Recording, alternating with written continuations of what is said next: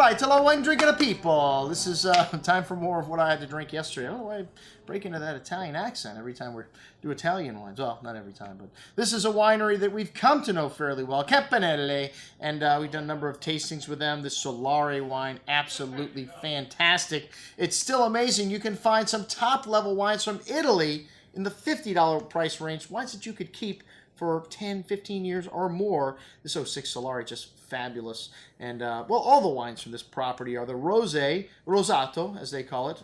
2013, only 300 bottles sent to the U.S.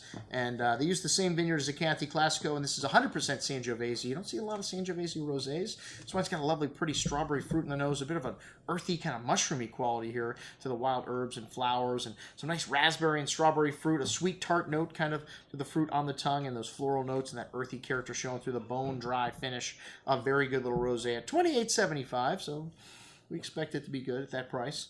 The Chardonnay 2010, shocker. Yes, the bottle. We hate the bottle. Brown, you know, it just says the wine's old already, and it's not. This is a wine that actually does good with the little age. We showed the 08 vintage Chardonnay at a Tuscan tasting we did and sold every bottle we had in the house. We only had one. But we drank the rest of them, and like I said, the bottle scares away a lot of people, but this is a top-level Chardonnay from Tuscany. It's got a good amount of tree fruit, lemons, kind of white peaches, and flinty minerally notes, some toasty oak spice, some creme brulee notes coming out as the wine opens. Lovely complexity and richness here on the palate. Lemon drop candy fruit, smooth and creamy texture, and a nice touch of that lightly toasted oak spice and nutmeg and vanilla here. Long layered finish, very well built. Excellent juice at $52.75, somewhat reminiscent of a Burgundy, you know, Polini, maybe. All right, Capannelle Chianti Classico Riserva 2009. This one's got a bit of Colorino and Caniolo in the blend. This is the last year they've added those. It's 2010. It's 100% Sangiovese. A very distinct kind of fresh earth and dark cocoa note to the red berry fruit. It just screams Chianti Classico here. A very smooth and easy drinking wine. These 2009s showing some really lovely, juicy red berry fruit, ripe brown tannins.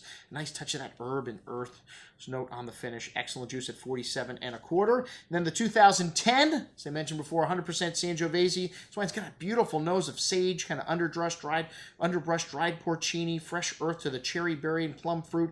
Really nice intensity here. A big and chewy wine on the tongue with dense, rich tannins here, and nice acidity though to match, and a bitter cocoa and espresso note through the finish. This is much more age-worthy, I think, than the 2009, and lovely balance here. An excellent little wine. Same price, $47.25. So drink the 2009 today. Hold on to the 2010 and the 2006 Solare. Wow, this wine's got 20% Malvesla Nero in the blend, something you don't see too often in Chianti anymore, but typical blending grape in the day, aged in barrique, and this is an outstanding vintage 06 in Tuscany. Very distinct kind of Tuscan earthy character, that wild herbs, the fresh earth, a little smoke, the dark cherry and currant berry fruit, very rich here on the palate.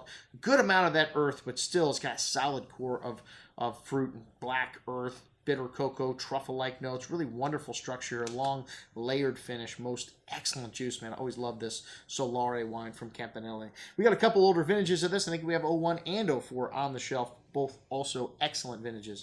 The 2007 50-50, this is a joint venture between Untitled and Capannelle, and it's a blend of the Merlot from the Vignonese, from their Cortona vineyard, and the Sangiovese from Capannelle. Hey, you got your peanut butter and my chocolate. And these things just happen to go together very well. Who knows how they came up with this? Well, I guess they were both sitting around drinking their wines, and then they poured them together in the glass, and these guys said, hey, that tastes pretty good. Let's try it. And it's been somewhat of a success. Hey, at $148.50, it's more than just a you put your peanut butter in my chocolate event. These guys are serious about this wine. It's got an incredible bouquet of dark currant and plum, kind of really dried earth, tobacco, mushroomy notes. Very rich and layered here, and a big and chewy wine on the tongue. Really well melded together, this Merlot and Sangiovese. It's got that lovely rich fruit of Merlot. It's got the freshness of Sangiovese, some nice spice, and right now this wine's still got some tannins in it. It needs a little bit of time, but man, come back to this one in 10 years. Most excellent juice, the 50-50 2009. and 7, somewhat of an anomaly. All right, the Podere Sapaio. We finished things off our way to in our Tuscan tour here in Bolgheri. This was just a little extra wine. Has nothing to do with Capannelle, but a great producer. This wine is 70% Cabernet Sauvignon, 15% Merlot, and 15% Petite Verdot. And the winemaker is the great Carlo Farini. And since 1999, this wine's got a really intense bouquet here: dark currant, dark cherry, violet floral notes, black pepper spice. Big and chewy wine on the tongue, cherry liqueur-like fruit, really rich, dark chocolate, graphite mineral, really big but ripe tannins here, layers of fruit, earth, and more. This is a really big wine, very well endowed. Drinking nice right now, though, due to this ripe tannins here, but you could keep this for 10 years in your cellar. $36.50, an excellent little example of a Bolgheri red. All right, I'm your host, Andrew Lampasoni, signing off for the Wine Watch, saying remember, always drink the good stuff first.